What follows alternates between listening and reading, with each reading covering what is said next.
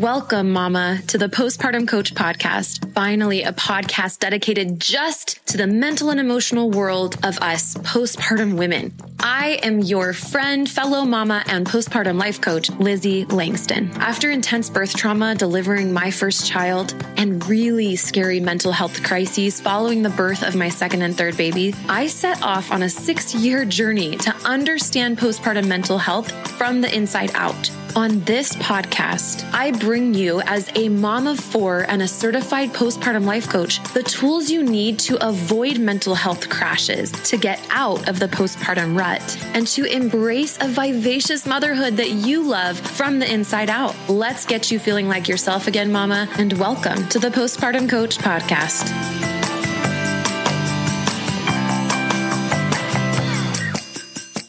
Hey, beautifuls.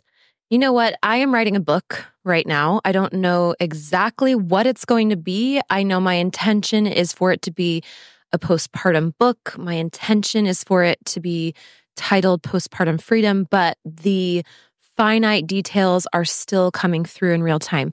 So when Lyda from TalkplusTell Publishing came to me and wanted to really share her vision of more women, and specifically mothers, becoming published authors, because there is a huge gap in published books of not just written by women, but specifically mothers. I really wanted to have her on because, listen, yes, time management, it's hard. And am I telling you you need to write a book? Am I trying to put one more thing on your plate? Absolutely not. And even if you were to just begin writing a little bit for your own self, this episode will have done its job. Not even to get it published, because the truth is, when you practice hearing your own voice, you start to differentiate yourself from the messages and the, I don't want to say programming as if somebody's trying to harm you or something, but the pre-existing conditioning that you have, and it allows you to claim all of your ability to choose. And I just can't say enough about the practice of regular writing, even for those of us who don't feel like writers. I feel so regulated in my nervous system when I write. So if this speaks to you, great. If you want to write a book, amazing. She also talks about in this episode, writing a book and never publishing it. Although, seriously, publish your book, get published. And there's so many cool ways. She talks about self-publishing versus hybrid publishing, which is a combination of self and traditional, and then going the entire traditional route and the pros and cons of all of it. It was very helpful. And you'll even hear her give a vision and a bunch of help to me on the book I'm writing and her ideas for it, which was so helpful because she's been in the publishing industry for many years. So enjoy this amazing episode.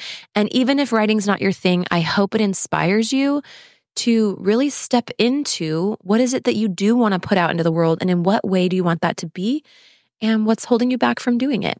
Again, make sure that you tend to your nervous system and only use this if it feels good. Take what you want, leave the rest. Safety first, always, emotional and physical. One last thing, if you have not downloaded any of my free resources, they're so helpful. So just so you know, you can go to LizzieLangston.com/work with me.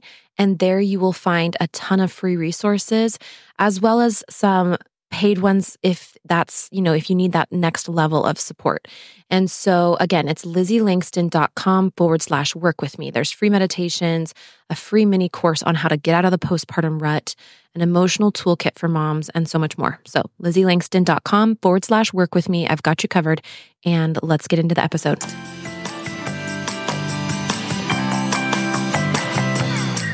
Hello, everybody, and welcome to the Postpartum Coach Podcast. It's Lizzie here. I am here with Lyda Mclallen, who I am going to allow to introduce herself.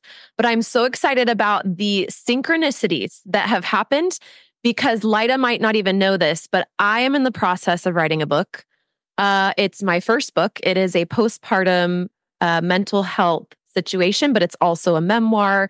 I've got stories of me and my clients, and it's just cruising along little by little by little. And so when Lyda popped in to my inbox and mentioned that she would love to encourage other women specifically, to write books, mothers specifically, I knew that this was a message not just for me, but for this entire audience. I was just looking at a statistic, Lyda, and then I would love to have you introduce yourself.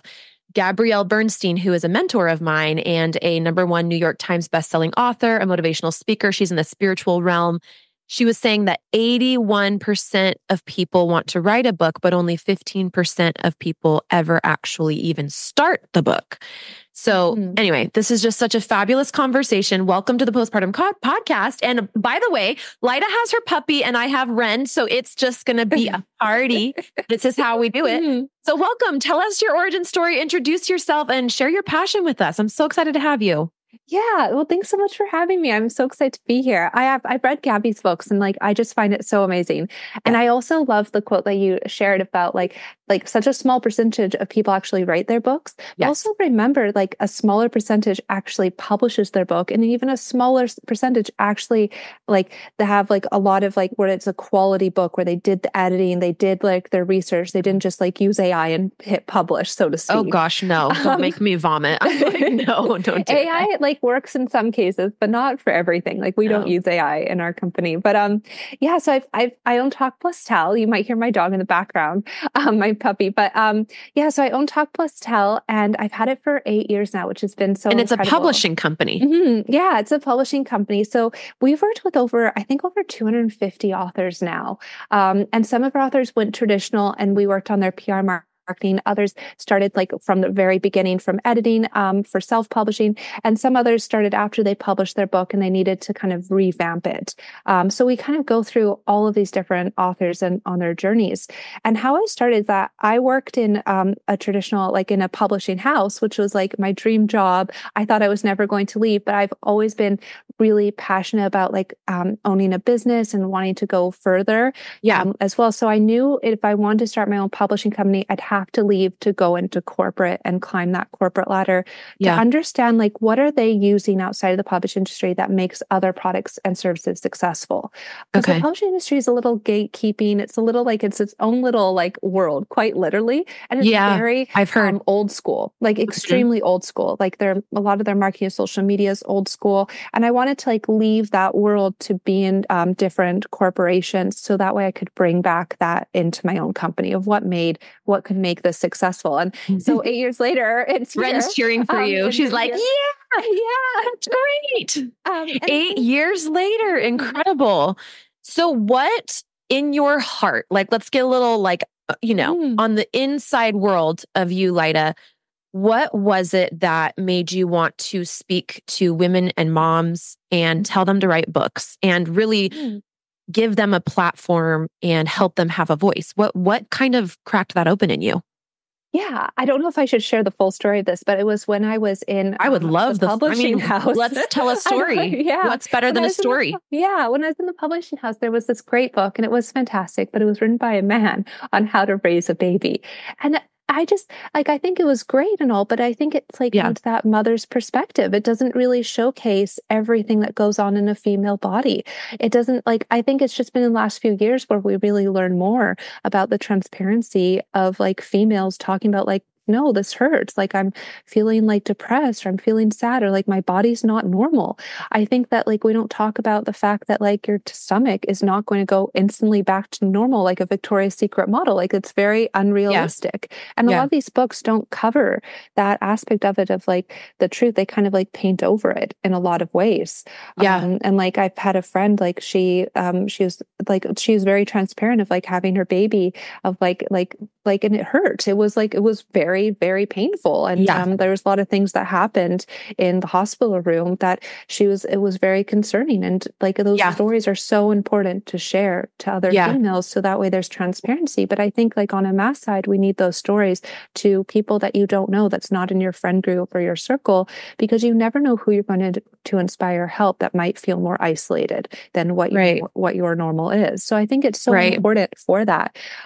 We published a couple of books from moms' perspective on how a mom had children with autism, and just where she shared a lot of stories and broke down barriers of what that's like. Another mom, she got pregnant in the end, but her book was Insanity, an aspect of infertility. Insanity was the title. Infertility, Insanity. Yeah, and we worked on that wraps it up. Yeah. And just like the stories around that of just like how she thought she was going insane. So I think that Mm, it's so important because a lot of the times like people are embarrassed or shamed and like you shouldn't be. It's just mhm, part of the process. So I mhm. think it's so important to like one, you can write your story and you don't have to publish it, but like writing it down builds confidence. It also makes it feel real. And I think Mm, that's so important that it like no matter what, big or small, it like solidifies it in a sense. And the mhm. second one, if you do want to publish it, is that you can help inspire other people and build that community and like and really like break down those barriers of communication. Yeah. So what Mm. about women who are thinking to themselves, like, what would I even say? And then also like, who am I to write a book? Like, I don't know, what's like the little pep talk that you kind of give them? I think every story is so important, no matter what, big or small. I remember one of her authors, Crystal, we published her memoir a few years ago, and it was about she's retired basketball for Liberties in New York. So she was extremely big in the athletic world, like very successful and traveled the world for basketball. And I think like everybody's concerned she went through a lot of trauma and she how she grew up, a lot of adversity, everything, like you name it, she went through it. Mhm, And she published her book, and it's the most beautiful inspirational story that she of courage in getting through and going through lots of like mhm, going through the trauma and coming out of it with mhm, positivity and inspiration. mhm, And I think like for her, that story really like it was scary to publish at first. Like, who am I to speak about these things? Like, who am mhm. I to share these items? But she helped so many women at the same time. Yeah. And it really inspired herself with her own story. So I think like going back to that of like, who am I to write this book? Of Yeah. like, I think we all have a story. And with that, it's one thing sharing the facts. You can read the facts on Google anytime and like Google the facts of like XYZ. But if you wrap it into a story, it's more rememberable and Yeah. actually can help people. And in the sense, like, even if you help five people, that's still five people that feel less alone. Right. Mm. Absolutely. This specifically though with mothers and having children, it's a work that can become really unseen if we're not careful. If Mhm. we're not sharing our stories, it is something that can isolate us from each other and from society. And that's when we're the most at risk for mental health issues to creep in, Mm. especially in today's world where there's just so many ways to be disconnected from one another, whether it's in your head, you're comparing and despairing, or whether it is just being a little bit too much in the social media or the online space and not enough in human, in person connection.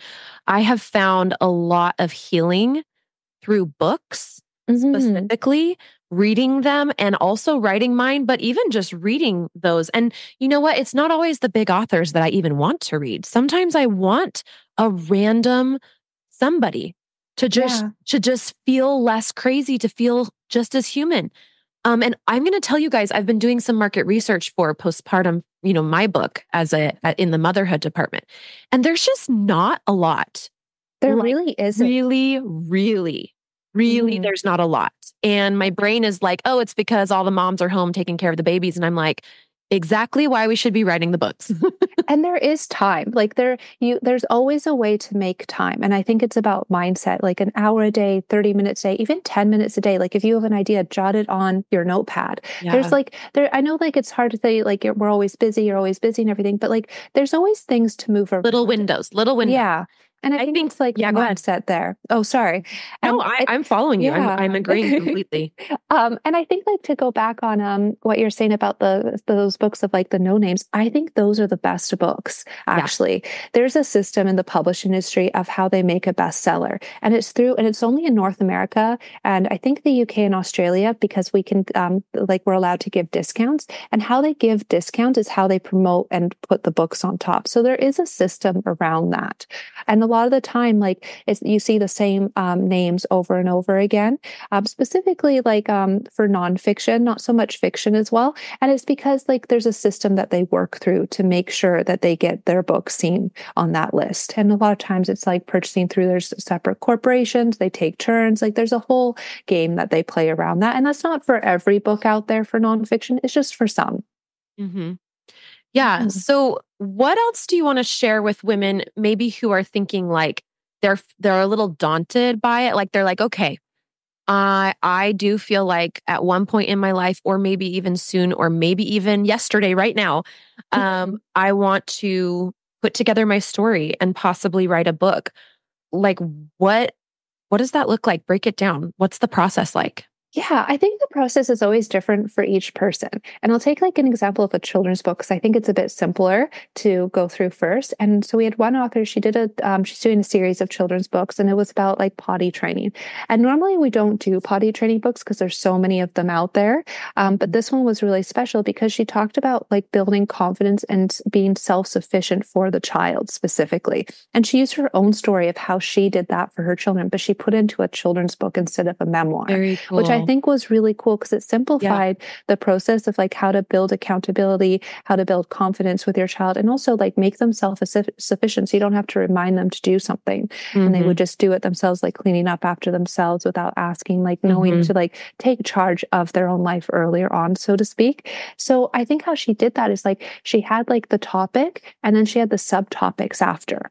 So the topic was potty training, and then she would break down the steps that she wanted to discuss around potty training and being self-sufficient. And then like based on that, she'd do the pages and the images that would wrap around each of those points. So there's about like, let's say there's 5 points of the main topic, and then there's maybe 2 to 3 pages per subtopic. So like all the 5 steps that book, children's book would cover.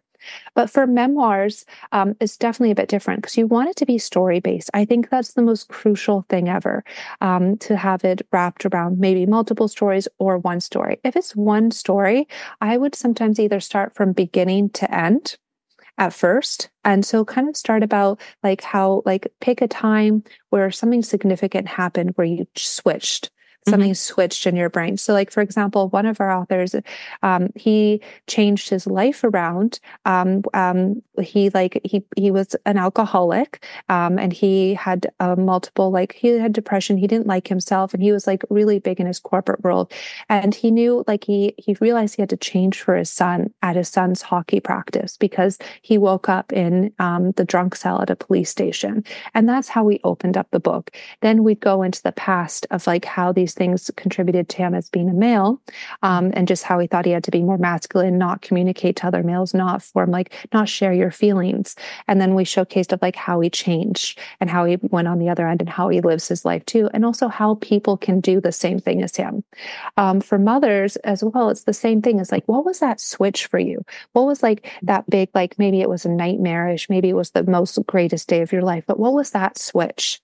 Like, was it when like you realized, like, let's say your child was allergic to something and you couldn't figure out what it was. You're doing everything that this book told you to do, but nothing was working. Yeah. And so you made a switch. So it's kind of like just opening up with the switch and then taking it from there. You can either do the chapters based on individual stories, so topics around the switch before and after, and like how you kind of got there. But you want to lead the reader through like your inspiration, through the challenges, and through like how you came the other end. So there's lots of different ways to structure your book. And I think like there's no right or wrong way. Like you can outline it, you can do anything, but I always think start with the switch and then work from there. And then just kind of like brain dump. Really just like put it out there and just brain dump it. Don't worry about mistakes. Don't worry about perfectionism. Perfectionism is the killer of your book. You will never, ever write your book if you care about perfectionism of like getting the right sentence perfect. It's never going to be perfect. That is my job to help you do that with the structural edit. But like, just brain dump it. Like I love that. And then when we do the structural edit, like don't worry about it. Because when you're doing the structural edit, there's 3 types of edits that you're going to do: structural, copy, and proof edit. The structural edit is what's going to make it perfect. It's what's going to make sense of your story. So what happens? And that's like the last thing. Yeah, it's like once you're done your manuscript, then you will like either you go traditional or you work with a structural editor. Some authors don't need a structural edit. That's okay too. But you would go to the structural editing, and what that does, it's like it asks those questions to bring out your story. It asks the questions of like reorganizing the story. Like, let's start your first chapter this way instead. Or like, who was like might mention a friend in chapter 7. We actually need to bring them in chapter 1 for consistency. Like, how can we like rearrange the story story so that the reader feels like they're reading from their best friend story, like they're friends with the author themselves. Yeah, like so relatable. Yeah. And it also reads like a fiction book, because even fiction books, they are really helpful. You can still learn like different emotions. You can learn like different values in a fiction book. And we want nonfiction memoirs to read the same way almost. I love that, where it's almost this passive experience. The main character is going through the hard stuff and you're feeling it with them, but you have enough space to be able to say, like, oh, what do I think about this? Or is that true for my life? Or, oh, that me too. Or, wow, I'm going to try that. Yeah, I love that. So I have this moment. I want to kind of like, let's do an example together just so my listeners can imagine maybe what they could put out there. So I have this moment where I was like hundreds of miles away from my kids because I had gotten so depressive postpartum that I couldn't take care of them. So we had actually sold our house and moved in with my in-laws. And then once we lived with my in-laws for a couple weeks, they were like, we love you. Let us take your kids for a few days and you and our son, your husband, go back to where, your hometown and like just go be together and try to figure out how to heal. And so we're on this trip. And I remember a moment I was sitting on a couch and I was just like looking at the wall. My husband had like made a run to the gas station or something. I don't know. So I was by myself. I'm away from my kids, like because I can't take care of them. Right. And I just get really real in my brain and in my body and with like the universe. And I'm like, hey, I've tried the antidepressants. I've tried therapy. I've tried, going to the OB's office. I've tried the local postpartum support groups. I've tried everything that I know to try. And so like, help me. And it was just like, and it was kind of this shift from putting the hope of my healing and the responsibility of it onto the healthcare system. Yeah. And really taking it into my own and saying, I am spiritually going to direct a path of healing that is unlike the ones I've heard of. I need a new one that is going to work for me because I've tried the ones that seem to be working for everybody else. So there's nothing wrong with therapy, by the way. There's nothing wrong with antidepressants. And I have used those. I'm on an antidepressant right now. So I think they have a beautiful, awesome place in our lives. And also, it was an inside job for me. And I think ultimately, actually, that is kind of my anthem to postpartum women is it's not, lean on yourself in place of the healthcare system. It is make sure that when you book those appointments and you see those specialists and you talk about antidepressants, that you're listening to your intuition, that you're talking to your spiritual, self within you, and that you are really digging deep, because ultimately, I feel like that's what postpartum anxiety and depression are really inviting us to do. They are these mechanisms that I believe on a subconscious level, we create them for ourselves to actually stop us in our tracks, to slow us down and to invite ourselves into a new avenue of living. And they open up these deep parts of ourselves that we learned how to suppress to survive when we were little.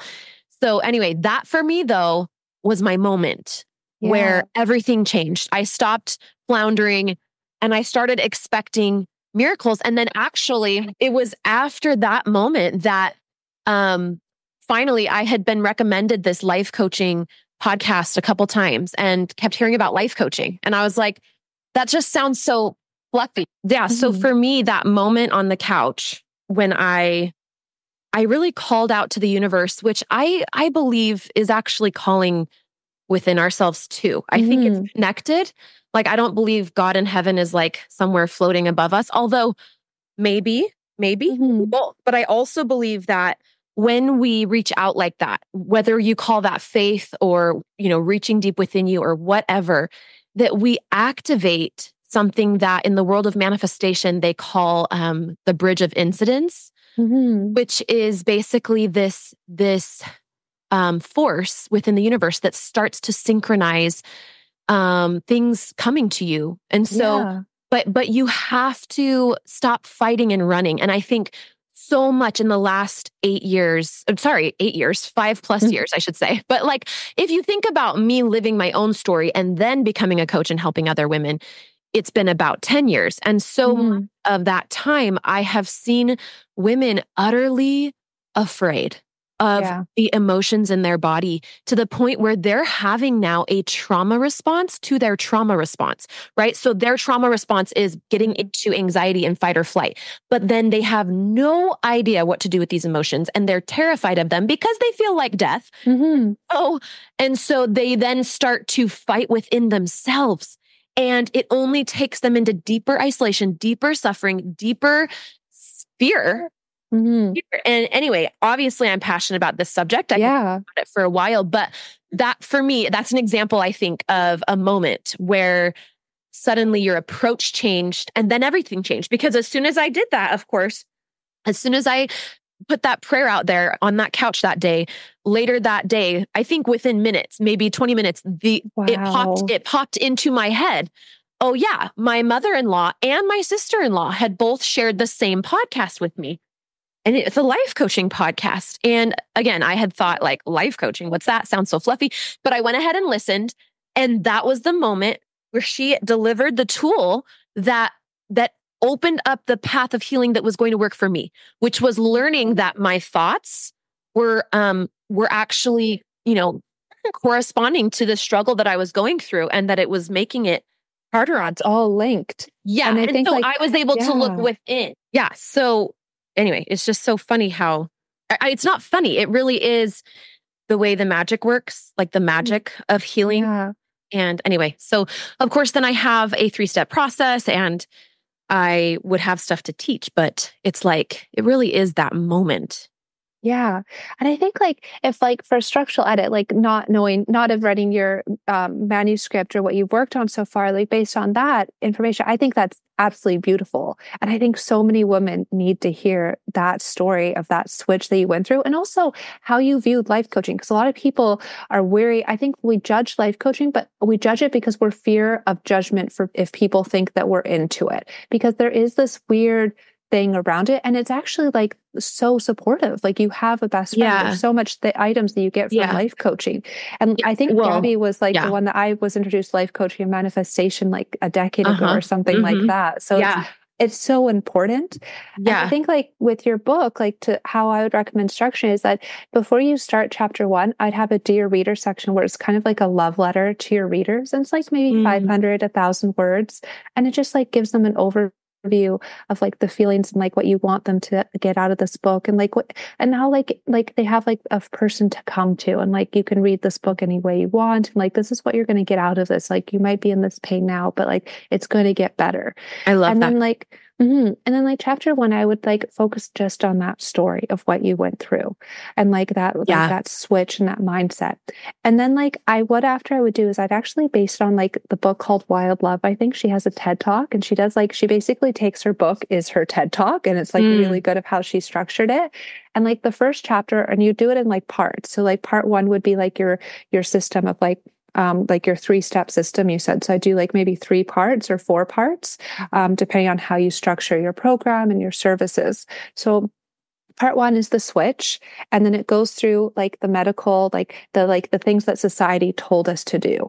And then it goes on like maybe the step 1 is like how like to move, how to like go and bridge that from like, yes, society and medical and all these things to tell you to do this, but like your mindset is so crucial. It really is. So I'd talk about, that would be part 1, and you'd have multiple chapters in part 1. Chapter 1 would be the switch. Chapter 2 would be maybe the medical and like how it's drilled into our brain that this is normal, but is it normal? Chapter 2 would be more of that mindset, and maybe chapter 3 would be a meditation. It could be like, and then examples of how to use the meditation. So it kind of go based on like your writing style and everything. And then like we'd have part 2, part 3, part 4, and they'd follow the same way, but it'd first start with like your story of how you got to that point and giving examples of client work, of course, asking permission of how they did it too. And then you'd go through like each part would be an overview. I would add a secret bonus part where instead of like you remove all the stories and you just give them a step-by-step process of what they can do. So for example, like I have my own meditation practice that I do every morning, and it's based on books that I've read. And I actually took like, I loved their last part where I like copy pasted literally the things I do in the morning and at night before I go to bed. And like I make it so it's my own though, but it's like, it was so helpful having that at the end of the book where like I knew all the learnings and everything, but I was able to then like just like simplify it for myself and constantly go back to and everything. So I found that really, really helpful. I know like Wild Love does that. I know that the Breaking the Habit of You does that. So like a lot of the books that are like have been really successful, they have like a bonus part where it just gives like quick overview of all the learning that you've done without the stories. Yeah, especially because postpartum women, right? I'm like, everybody's like, right? Our brains are a little bit tired and they're pretty full. And so we sometimes do need a section of a book where we can just get a once over real quick, get what we need, get out of there. I remember reading Baby Wise when I was learning sleep training, and I didn't even read the full book. I would just kind of cherry pick little sections I needed because I was actively trying to sleep train a child. So I didn't have time to like sit and read the whole thing through. And then I would go to the index where they had, all the terms they taught you or whatever. And I would find what I needed. And so I totally I agree. think that's perfect. And Kindle does a great job because you can search and like screenshot and copy paste ththings. So it does a great job on that sense. But like, it's nice to have like a hardcover book, especially if you're learning something from it. It makes a huge difference. Yeah, agreed. I can really feel your passion, Lyda, for books. Thank you. And I can definitely feel your comprehensive, understanding of what a book needs to be and like your insider connection in the industry. It's really cool feeling. Yeah, well, I love it. I'm so fortunate to work with like such amazing authors. Like I learned so much from them. Like I was just talking to an author before this meeting, Joelle. We did a workbook on self-love, and it's this beautiful, beautiful book where it's like it's 6 by 9, so you get to write in it. It's all illustrations, and it's just like 30 days of self-love that you get to like open it up for 10 minutes a day and practice self-love, and it's like reprogram your thoughts on just like how you talk to yourself to be more positive. And it's just like, it just has so many benefits for people. And I learned so much about self-love. So I'm forever thankful. Yes. Yeah. So I guess that's kind of as we wrap up, I would love to touch on that because you've witnessed many authors and authoresses writing their books, and you've probably seen them in the hard parts and the celebrations and all of that. And so I'm just so curious, what is that like, the interplay between the process, the creative process, which could possibly be agonizing, but also so joy-filled, and then the becoming of the individual and the way that they change? Obviously, the reader gets a transformation, but I'm more curious about, if we mamas are going to take the time and the energy to put into writing the book, what are some things as somebody who's seen women do this that we can expect to come from the process into our own lives? I think like the biggest thing too is that it's a baby. Literally your book is another child because it's a part of you. It's your identity. And I think like some of those things, like you're going to have so much new confidence that you did not realize that you had, because it's going to solidify that your story it was always true, but it has a new way to solidify that it feels like it's more tangible. It's more solid, your story. And that in itself builds so much confidence. When you write anything that happened to your experience, you write it down, it just makes it feel so much more real because you can hold it now instead of just like think about it. So there's a huge difference in that part. And I think the other part too is that like it's the excitement of helping other females feel not as alone. Yeah. Because there's so many females, and I know we talked about that earlier, that are isolated of their experiences. Especially in baby having and motherhood. Yeah. Like your husband or your partner is not going to understand all the things that are going through in your mind and your body. They just can't. Right. Other females will, but sometimes it's hard to share what happened because you don't know what that other person's going to say. Yeah. Like there's a lot of barriers, and I think that's also from society in general. And I think it's so important to share your story, big or small, with other females. Yeah. And because then it can change of like other books that are being published and that grow and become really big because it's from from the female's voice, not just a male's perspective. Absolutely. Thank you for that. So, okay, so let's briefly touch on the different avenues, because you've got self-publishing, you've got putting out an ebook would be like very simple, and then some other form of self-publishing. You can do print on demand through Amazon now, where you only print the books that people buy, so you don't have all this inventory you're paying for, which is amazing. And then you also have traditional publishing, and then you've got like hybrid kind of self-publishing, kind of traditional. So can you kind of just touch on those for everyone? So there's technically 3 ways to publish your book. So there's traditional, which we all know, Penguin, Harry Potter was published that way. Hay House. And then, Hay House, all of them. Hay House does have a self-publishing partner. So they have like lots of different areas there. And then you have hybrid, and then you have self-publishing. So I'll go through the pros and cons of each, and I will not be biased on them because I think all of them have pros. And they all have cons too. So traditional is where they will technically purchase the book from you. So you no longer own your book. They do. The pro is that they have a great sales system. They will take care of all of the production for you. But really they have a great sales process. So they have like really great ways to get into bookstores. They can mass produce it. They have partnerships with a lot of bookstores where they can really put it across North America really quickly. And they have capital to print a bunch of copies. Yeah. They have the capital too. So that is one of the biggest bonuses. I think the other hidden bonus as well is that they have their own list. So let's say they publish, a traditional publisher will choose 100 books per season to publish. Then they'll choose 1% of the books from that 100 that they'll really like promote and invest in. If you're that 1%, you've made it. That's like a big thing. Another part too is that they have the leads with other authors to give your book the testimonials. So within their network. So they have the contact information for big people that are New York Times bestsellers to instantly give you that credibility and testimonial. Of course, they have to say yes, and they have to like go through that. So those are some of the pros. Can I to just share? So this was so amazing. Gabby Bernstein is a mentor of mine in the spiritual path of life, but also professional. She's an incredible businesswoman and marketer and everything. She used to own a PR firm anyway.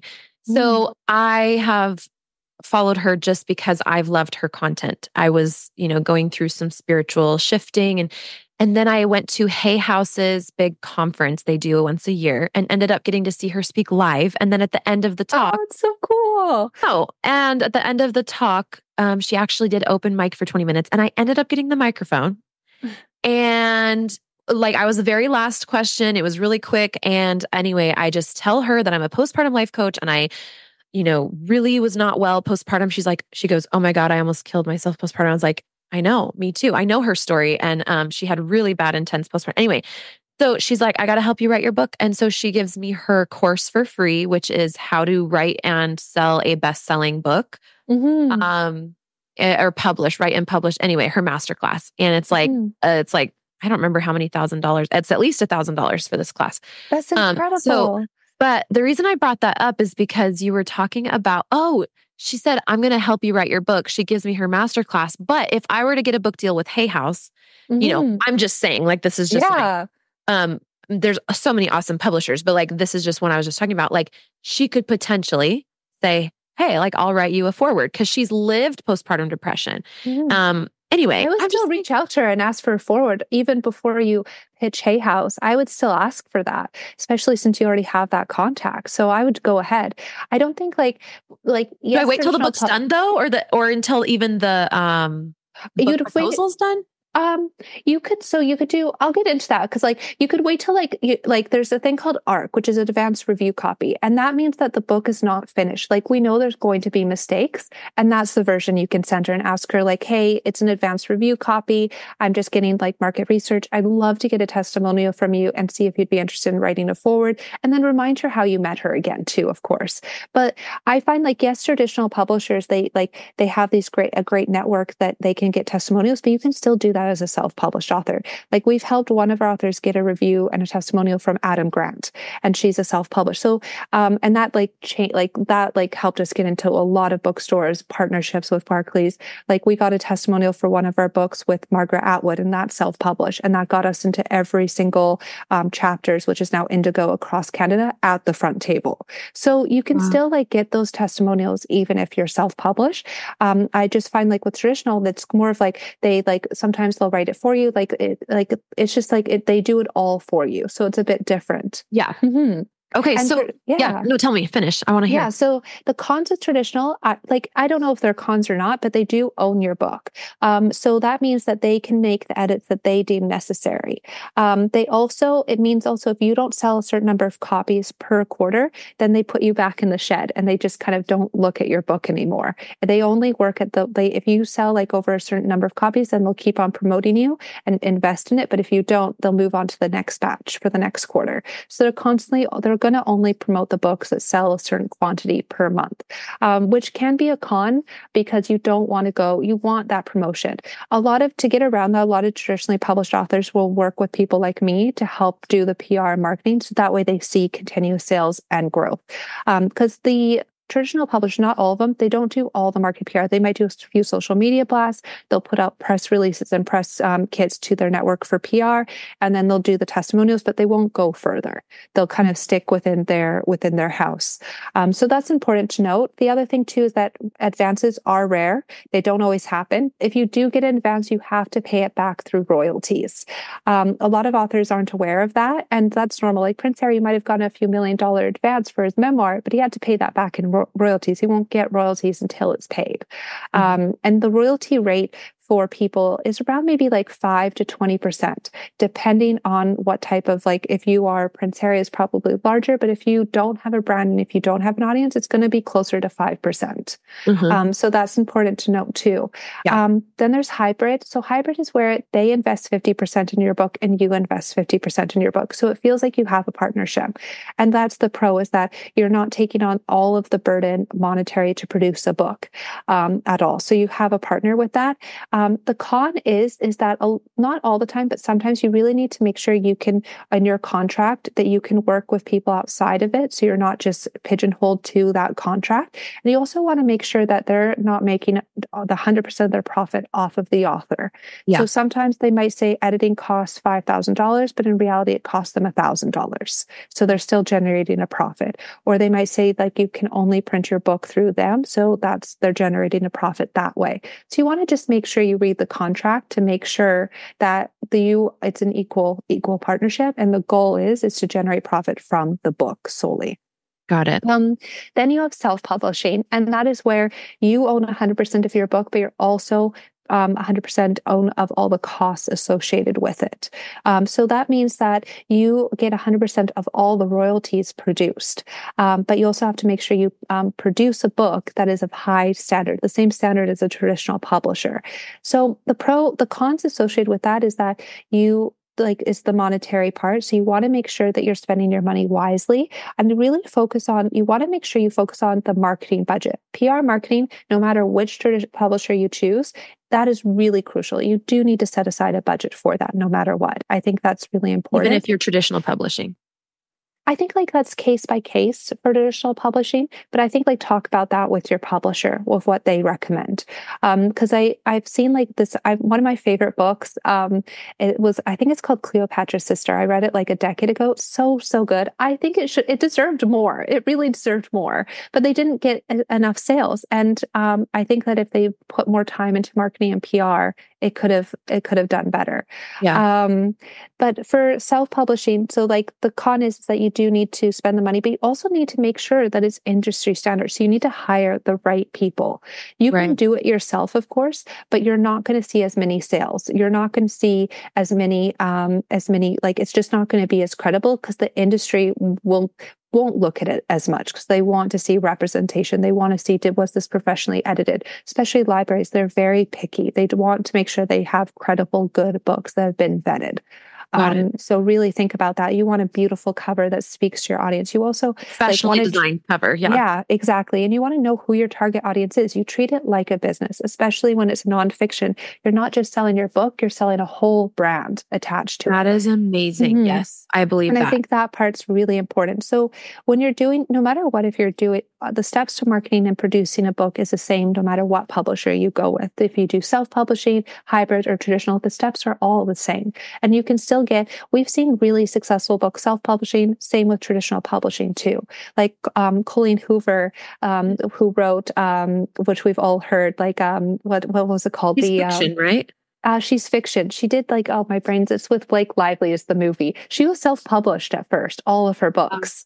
Wow. And of course, she would definitely have to go traditional publishing to have the bandwidth to produce how much she's producing. Just because the warehouse fees, the production, printing would be so extreme that a traditional house would be the best to manage that. But she started with self-publishing, and look how successful she is now. So it really you want to choose what's going to work best for you. When you do traditional publishing, you want to shop for an agent first, and then the agent shops for the traditional publisher. You don't really skip to traditional publishing. The time frame for traditional publishing is around maybe a year to 2 years, sometimes on average, before you get to that partnership. And then it's around 6 months to a year before your book is launched.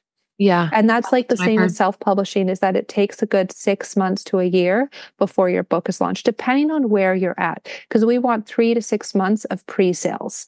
And that's to work with distribution, printing, to get testimonials, reviews, partnerships, collaborations, everything. Yeah. Amazing. Yeah. So tell us more about how, if somebody wants to chat with you more, learn from you more, maybe what are the different ways you work with women and support women in their book writing process, both you personally and then maybe your publishing house, and where can they find you? Yeah, so we help with any stage of the book writing process. So you can always reach out to me directly at my email, which I'll share with you, and my website, TalkplusTell.com. But we help with writing and coaching authors and future authors with writing their books, to the publishing whole process of structural editing. When we do structural editing, it's more of a friendship where we meet once to twice a week for 30 minutes to an hour, and I do all the writing. So you actually don't do any of the writing. I ask you questions, and I fill in the blanks of how to expand on the story. Can you share the story more in a different perspective to me, or how would questions the readers have? And I'll do all the typing. I send it to you to confirm. So we go through each chapter by chapter to build up that story, and then all of it together. And that takes a month to 2 months, depending on how many words are in your book. Then we do the copy editing, which is your grammar and punctuation. Then sometimes the proof edit, which is your final checkpoint, which is did you spell it USA, America, or United States, and choosing one for consistency. So it's really any type, any process that you have, we work with that process, but any stage that you're at too, we fill in from there to see what you need. So with marketing and PR as well, it's kind of what areas do you need? Because we don't want to do all the things for the sake of doing them. We'll do them based on what's going to be successful for you. Okay. So you're technically a traditional publishing house. Self-publishing. Okay. So you are a self-publishing house. Mm-hmm. Mm-hmm. TalkplusTell.com. Yeah. Mm-hmm. And so people who want to self-publish, you guys can offer all of the things they would need to match the standard of a traditionally published book, such as all of the phases of editing, as well as a huge campaign to market, public relations, getting the brand, everything like that. Do you ever focus on women who run their own businesses, who want to use the book as a marketing tool to grow their business? Is that something that you see? That's one of my favorite types of authors, actually. I was mentioning Joelle, her book is on the self-love. It's a workbook for non-journalers. And she owns a wonderful therapy practice. She helps so many people. And I'm always so grateful to have her as an author. And what we're doing is we're helping building her whole brand as well. So we've helped her manage her Instagram so she goes viral. She's gone viral a few times, which is really exciting. And what we've done is we've created the workbook. So we did the first week, we're giving posting it as for free for people. So they come through the funnel. Then we do the ebook. So the sales is directly through her instead of Amazon. So we retain 100% of the profit for her versus breaking up to retailers. And then from that, we've built out a workshop for people to go through, which is like another level of a cost for them to go through, which is 30 days where she does 10-minute videos every single day, pre-recorded, and meditation videos, like everything for them to generate self-love and to heal from trauma. And then, so that's the third one that they go through. And then the last one, of course, is to become a client of hers for therapy. So like we're building them through like to a part of her whole brand. So it's not just selling the book, we're selling so much more. And you helped her like strategize that. Yeah, we created it all. It was actually the original strategy we created with her and for her. So it was based on her target market. All of the content we put out there is for around her book and the course and the workshop. So we actually had a meeting. We went through every single line of all her emails for her newsletter of like what we're going to do and what we're going to send them as an email for the workshop and the ebook. That is so cool. So, final thing, like success story. Can you just share like maybe what is the biggest success of somebody who published through you guys? I don't know, like going viral is pretty cool. Filling up your practice is pretty cool if you're a provider of some kind. Is there any other things you want to share? Yeah, I mean, I think I love all of our authors, and like I think like all of them have different degrees of success, because some of them their goal is like strictly book sales. That is their goal. Another one is like to grow their business. I think like one of my favorite, I always get like mini successes of like when we get a cool testimonial, I get so excited. Like when we got Margaret Atwood's testimonial, that was huge because that was like the biggest game changer. I don't know for who this Margaret book. Atwood is. Can you tell me? Margaret Atwood, she's one of the biggest. She wrote The Handmaid's Tale. Oh, yes. Yeah. So she wrote The Handmaid's Tale. She's huge in the fiction world. And when we got Adam Grant's testimonial, I think like one of our very first authors, Ben, he wrote the book Leading at the Edge. It's 10 peacekeeping and peace building missions across from the Canadians' perspective. Wow. And he's an RCMP member. And we actually got endorsement from the RCMP where we could use their logo. The RCMP is like the Canadians' version of the CIA. And they also like wrote part of this longest testimonial. They sell the book on their website. We got almost every major university in North America to write a testimonial, and we got ones in the UK and Australia. So we were able to stock at all these universities' bookstores.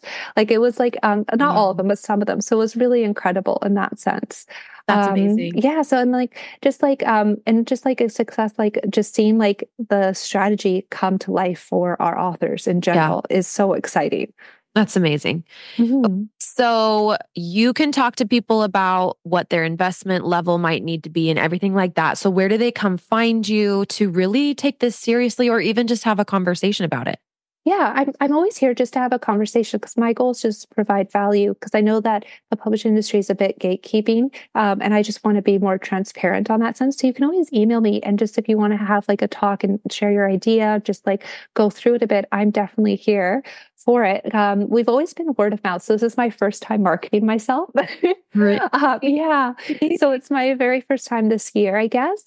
So yeah, I'm just here. You can reach out to me on Instagram at TalkplusTell. I also have a workbook that or like an ebook that I have made about all the steps you need for publishing your book, like from like A to Z in detail and to simplify it. So I can share that with your audience as well, if you'd like. Okay, we'll put that in the show notes, you guys, and I'll try to get that in the email that we send out with this episode as well. But Lyda, you have been so generous, and it's true, there is totally a little bit of a curtain or a lot sometimes around what actually goes into getting a book out to public. And I think the mystery of it is part of why it's so dazzling to people, a brand new published book, because they don't know anything about how it all works. And so to have you come here and let us take a peek behind the curtain and offer so much, even for my book that I'm writing, you were so generous to sit and make recommendations and give me advice. So thank you so much. We really appreciate that. You guys, you can go to @TalkplusTell and on Instagram to write her a little message, and then TalkplusTell.com. And it was such a pleasure to meet with you today. Thank you so much, Lyda. No, thank you too. It was really great talking to you as well. Thank you. We'll see you guys next week. Mama, friend, sister, hi, it's Lizzie. I am so grateful that you chose my podcast today. Thank you. Thank you for tuning in. I want you to know that I have more help for you, more hands-on help to uplift you and support you, including a free text message series, as well as a popular free mini course moms love. It's called Get Out of the Postpartum Rut. I also have a coaching membership community for postpartum moms. You can check out all of these at LizzieLangston.com/work with me. That's Lizzie, Lizzie, Langston, Langston.com/work with me. I'd be honored if you checked out any of my stuff. And thank you again for listening. You are stronger than you know.